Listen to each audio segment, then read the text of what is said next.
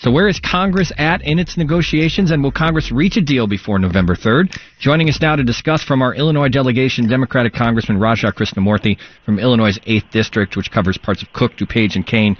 He's also serving on the House Oversight Committee. Congressman Krishnamoorthi, welcome back to Reset. Hey, Justin. Good to be with you. Thank you. Your reaction to the president's change in tone? Well, I think, look, he has been very inconsistent in the way that he's responded to this pandemic. I think it's hurt our response on the health side in managing the healthcare crisis, and we can talk about that. But it's really done damage on the economic side. And, you know, he basically is governing by whim instead of facts and science and the truth, and it really hurts our companies and businesses and employers throughout my district and pretty much everywhere in America. Well, we were talking this week, and we talked last week about whether or not the stimulus package was getting to the finish line as more confusion comes out of Capitol Hill. What are you hearing from your colleagues about a deal getting done before Election Day? I'm still hopeful. I think that he did try to walk back some of what he said yesterday. However, just yesterday, we thought that a deal was very close. It was imminent.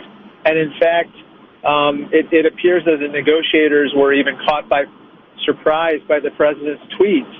And so I think that right now I'm hoping that cooler heads prevail because so many families and businesses desperately need the support.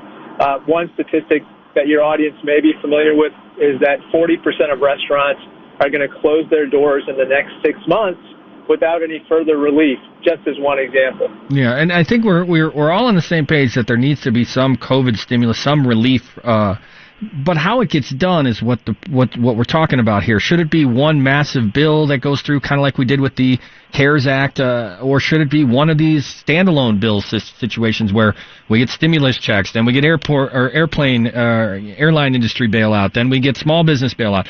Which way should we be thinking about this as the American people as the fight happens in Congress? Well, as an example, let's take the airline industry program. Is called the Payroll Support Program, or PSP.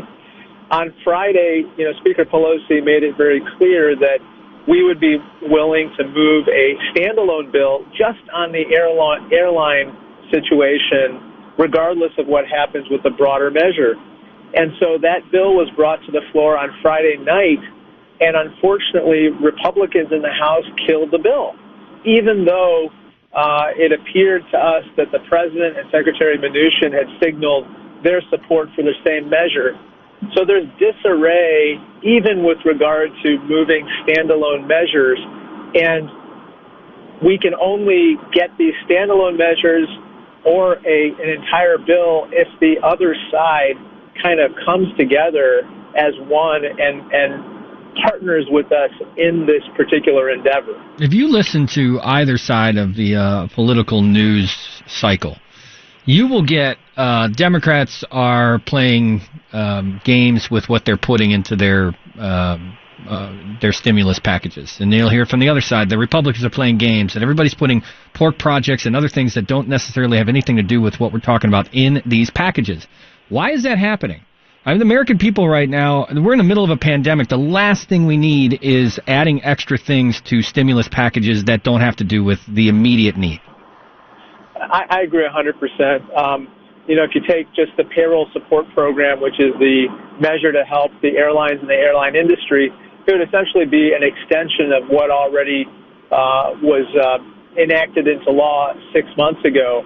I believe that we should extend the parts of the CARES package that worked, and obviously if there are some other issues that were unaddressed, then we need to take those up as well. So, for instance, the Postal Service is in dire need, but also our states and localities are on the verge of, laying off thousands of police officers, hiking fees, or raising taxes, or all of the above, and we got to avoid that as well. Yeah, I just think that at the end of the day, this political fight has repercussions. There seems to be a game of chicken that's being played, and it's a very dangerous game in the sense that, as you just pointed out, the American people are hurting. are there political ramifications for not just the Republicans, and I know that probably what you're going to say, but for the Democrats as well, as this draws out and there's a lot on the line coming up in less than a month? I think there are political ramifications for everybody, because when you don't enact good policy or aid to people who are hurting, that really comes back to hurt you at the polls. But I think right now we have to join hands. People are hurting. Working families are facing food insecurity at a level we've never seen in recent memory. But also our businesses are about to collapse in many industries, and we need to help them. Mm-hmm. Democrat Congressman Raja Krishnamoorthi with me from the 8th District in Illinois. We're talking about the latest on COVID-19 stimulus negotiations.